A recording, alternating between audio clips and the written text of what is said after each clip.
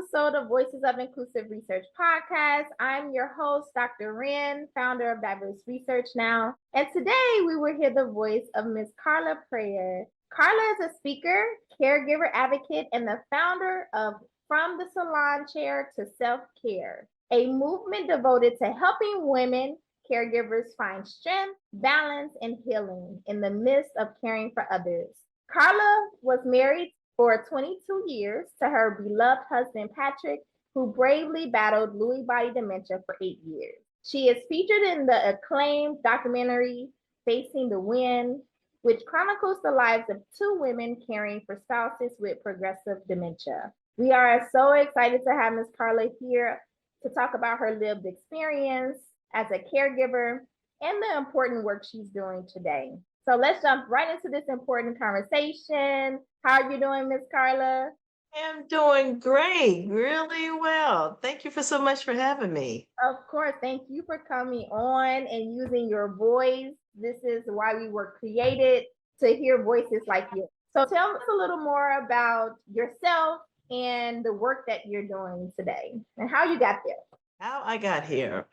I didn't choose to get here. It chose me. As you said, my husband's battled Lewy body dementia for 8 years. And through that journey, I was frantic. I was fearful. I felt alone, even though I had people around me, but it still was a lonely place because I had no clue to what Lewy body dementia was. Yeah, I fought with that. And then it took a number of years to get a diagnosis from him and just learning how to get through and navigate through all his changes with dementia and then maintaining my health at the same time. And then I realized, I don't think I'm by myself in this journey. I think other people's, because so many people had told me, Carla, you are doing so well with this. The stories I was hearing, I was like, okay. And I was told, you need to tell your story and how you maintain. I had a couple of people to step up and help out, but it was, for the most part, I was doing it on my own. Where were you in your marriage? How many years had you been married when he got the diagnosis? We were in like year 15. So we got married in 21 and he retired. No, so it wasn't even 15. He retired suddenly in 2014. Okay. So from 2014 to 2018, we were trying to get a diagnosis. Wow. Yeah. Tell us how it all started. Like, what were the signs and when did you know it was a real problem? Initially, one of the signs that I tell is I didn't realize it was a sign until years later. When we first got married in 2001, he was 45. And I remember he had met a friend of mine and he did meet a lot of people. Being a hairdresser, I knew a lot of people, and he just did not remember her or did not remember her at my bridal shower. Okay. And so I was like, oh, when we get married, I'm gonna get this guy to slow down. He works too much. He just works way too much. And then years later, I'll say about 2011, I noticed he was stressed a lot. 2012, he started getting like the alarm code to the house. And this was the alarm code that he had long before we got married.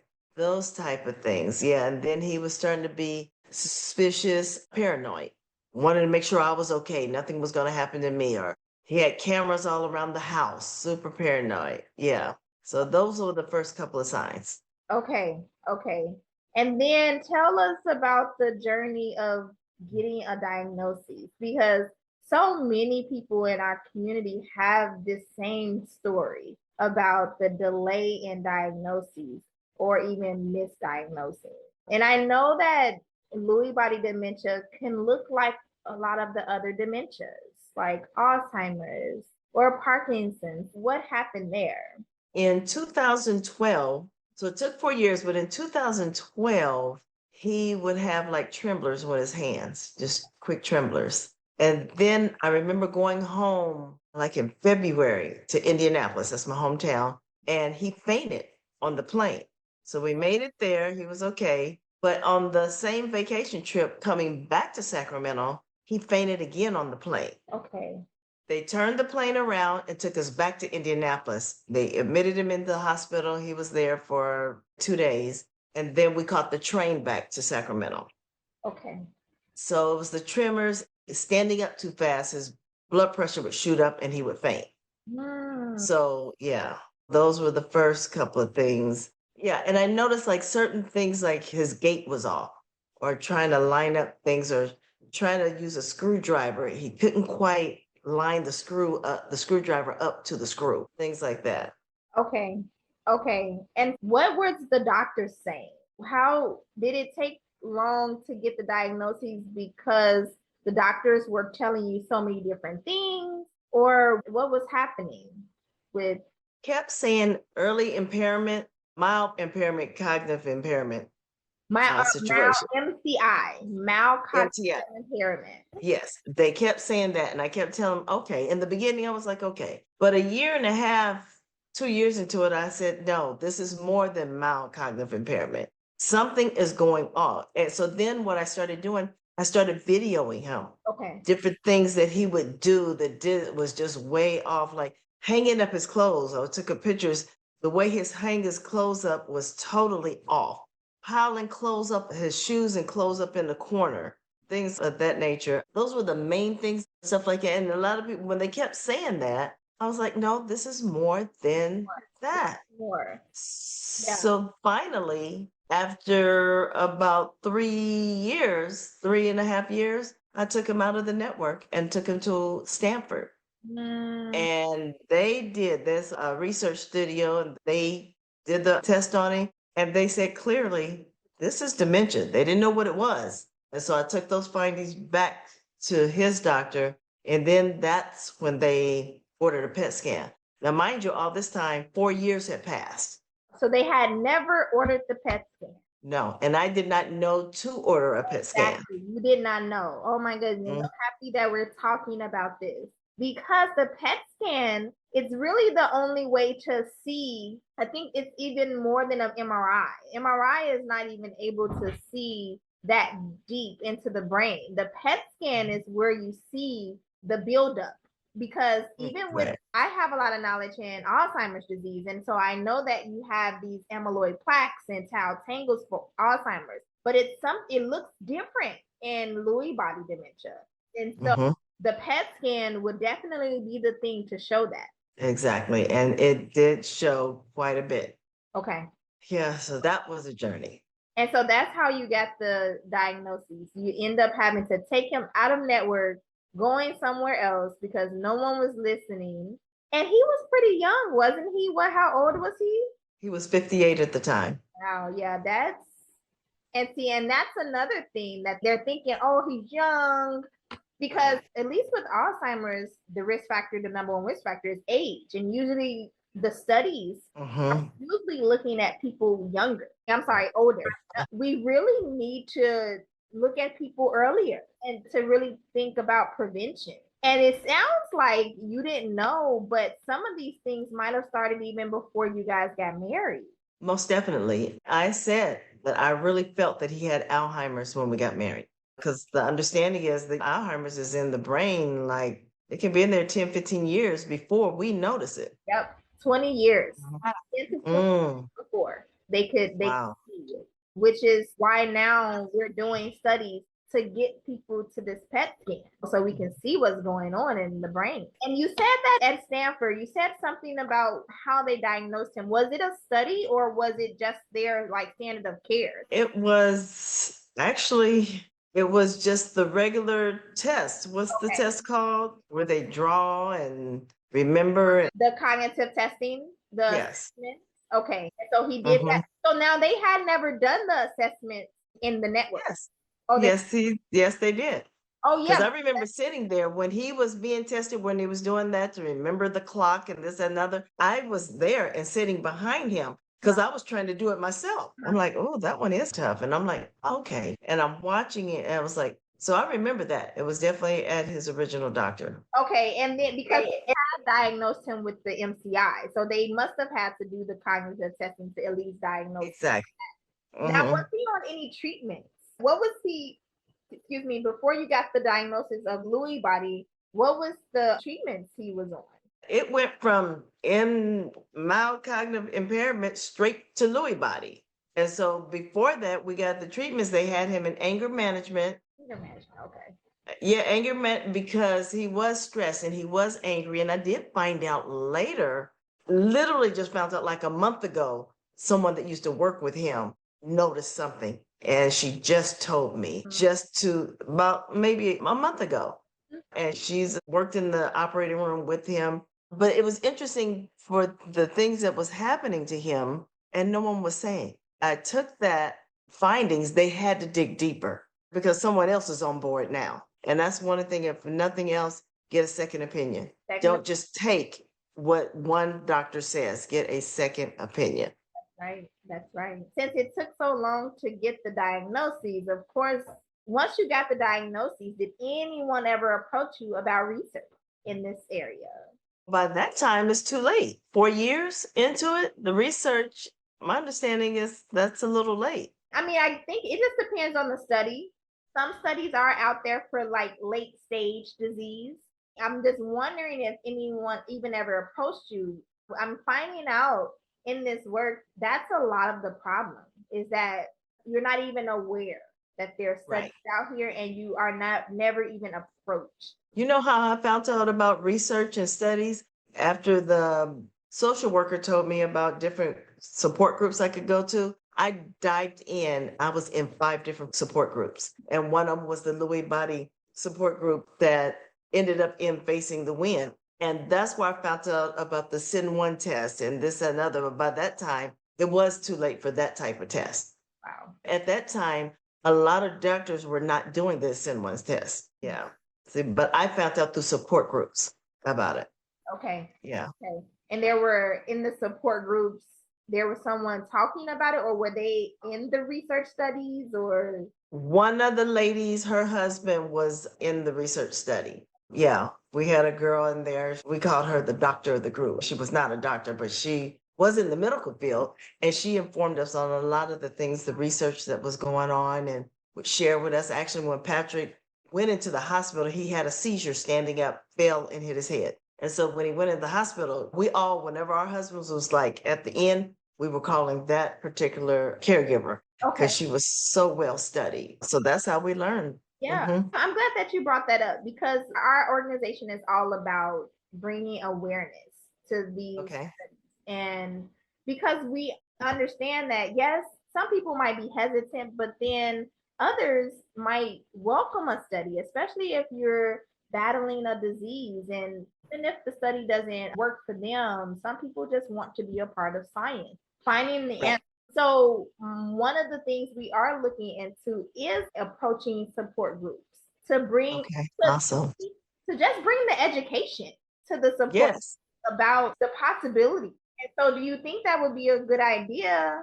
Would that have been super helpful for you? Maybe not at the time because I feel like it was too late for you. It would be helpful in those support groups? Oh my goodness, most definitely. Had we had this type of study in the beginning and seeing people that were really trying and felt like they really cared, that would have made a world of difference. That would have made him comfortable, and he would have been definitely willing to do that if he felt the sincere and the caring behind that. Yeah, that is great to hear because that's what we want to do. We want to not only educate the public overall about research, but we want to start to go in and really personalize how we're doing this. And one of our focus areas is dementia and memory loss. And so we would love to share in support groups about the studies that's going on. There has been a lot of discoveries and research going on with dementia. I know mostly about Alzheimer's. So there's biomarkers that they're finding that could diagnose people early on. So the field is really moving. So I think why not take it to people who are dealing with this, the caregivers. Yes. I have even worked with researchers that are developing resource apps for caregivers. Awesome. There's a lot of work going into supporting the caregivers because we do understand that you guys are so important. And honestly, if your loved one is going to be a part of research, you have to be a part of it too because you're caring for them. Exactly. Especially in the dementia studies, they usually have to have a study partner, someone that is Right. actually answering questions. Actually, I totally forgot about that. I was under a study. Okay. And then once Patrick passed away, the study stopped for me. And I Okay. totally forgot about it until you just now said that. Uh-huh. Yes. Yeah. It's all about collecting as much data as possible. I know that's probably the scientific way to say it, but it's so important, especially from people from our community, the Black community, Mhm. because these rates of dementia are growing in our population. So let's talk a little bit more about your film, because you're going to be doing some work soon, sharing the film. I saw a trailer. It was, oh man, already it touched my heart already, just the trailer. So I cannot wait to see the film. But you have a opening coming up. So tell us more about that.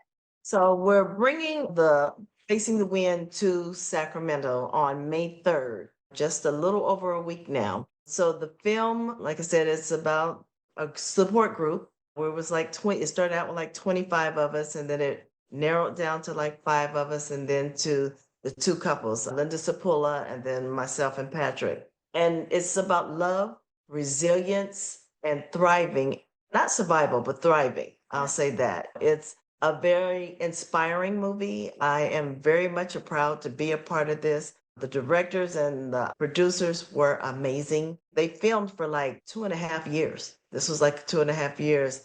And midstream, there was a glitch without saying too much because you need to see the documentary itself. But midstream was a glitch and we had to pause. Okay. Then we started it back up and then it finishes up the story. But it does leave you hopeful, especially for the caregiver. You get a lot of information, insight on what to do, and it does not leave you feeling totally down. It's a help to get you there. And the reason why I said yes to the film, let me back up. Before even that, before Patrick got sick in 2020, before he got really sick and couldn't comprehend, the Alzheimer's Association asked me to come speak for Advocacy Day. So we went and I spoke there and told our story. And I did I said, listen, sweetheart, I said, we need to tell our story. I said, getting the diagnosis was way too long and just trying to explain. He said, we have to tell the story. He agreed to it. Oh, awesome. Yeah. That's an important part of this. Okay. Yeah. Yeah, I got permission. And one thing led to another. And then I'm in the support group. And then they said about being in the documentary. I said, sure. But what I've noticed through all of these things, most of these things that I'm in, support groups or whatever, a lot of the times I am the only person of color. That really bothers me. And it's not their fault, it's our fault because we, as a people, our community, we don't want to get help. We don't want to talk about mental health. We don't want to be in support groups. And for various reasons, I've heard all kinds of stories across the board. But I will say, when I went to Atlanta for the Alter Dementia Summit, oh my goodness, there was like 250 people, all of color. Yeah. I Well, was at home. Yeah. it really does depend on your location as well. Yeah. That's been my experience.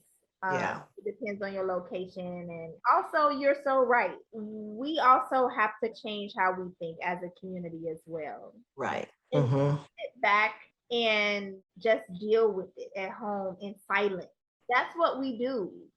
Because we don't Exactly. want people to know our business or I had one lady. look helpless. Exactly. I had one lady to tell me, an African American lady, she said, I don't want anybody to know because I'm embarrassed. I'm inviting her to a support group where all African American wives with our husbands is dealing with this journey.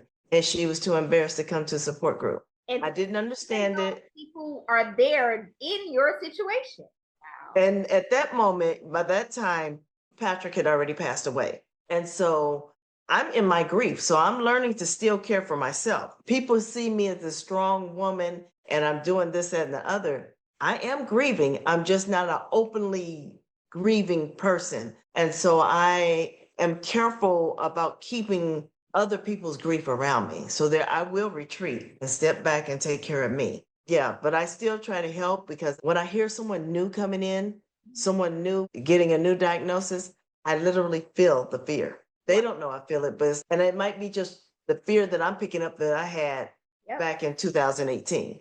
Wow. Yeah. I think that we have to break the stigma in our community.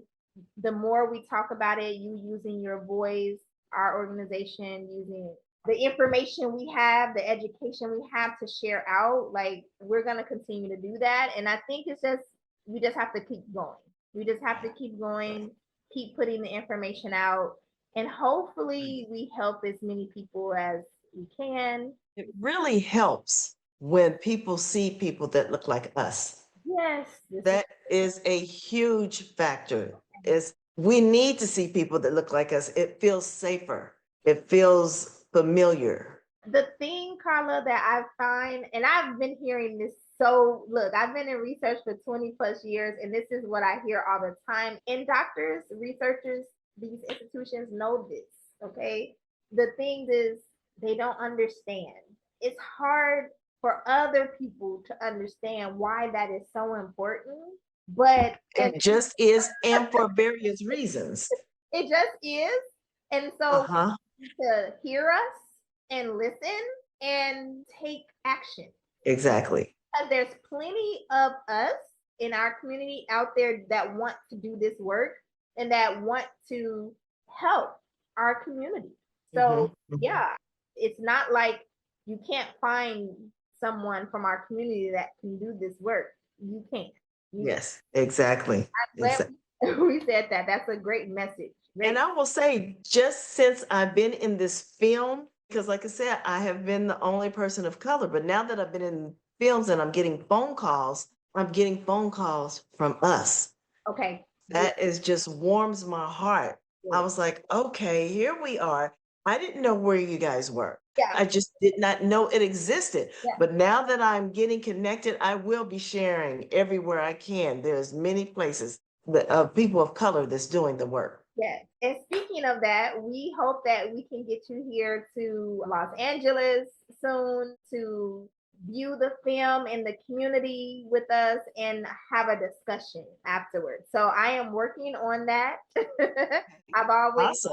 reached out to some of my partners and I already have a yes from one, but I'm going to go to an event on Saturday to talk to another person that's actually in the film industry here in LA. So Okay. I think she'll be really interested to hear about the film and we'll see Okay. what we can do and get you here. Because I think this is a must needed conversation, must needed film. I think that it is going to be impactful. And I think that it also empowers caregivers because it Mhm. also helps them to see that they're not alone. Exactly. Tell me about that feeling because I did the trailer. That's what I got from the trailer. That you all really came together and really held each other up. Oh, yeah, definitely. Every support group that I've joined, maybe because I was so much younger, but I dove in and I connected with people in all the support groups and still stay in contact. But this particular, where the Facing the Wind stemmed from, that group, we met every single Saturday and it became such a bond, all of us. And literally, we laughed, we cried, we shared stories, different things that we would never share outside of the place. It became a safe haven for all of us. And for me, I didn't necessarily need to have a room full of brown people. I just needed help. And I didn't care where I got it from. That's But right. now that I got it and I understand the concept of community, I will be carrying it back to our culture. Mhm. Huge part of why I do what I do because the education that I've gotten, I want Right. to share that. I want to share that with my Awesome. community, the things that I know, because we need it. We need the Right. information. A lot of times, these diseases are prevalent in our community, and we're Right. the ones that have no idea how to navigate it, and Yeah. deal with it. It's necessary and essential for us. So, before we go, I don't want to keep you too long here. Before we go, tell me to the community that's listening to this podcast today, do you have any lasting thoughts or any encouragement for maybe caregivers out there? Anything that you want doctors to know? Any lasting words?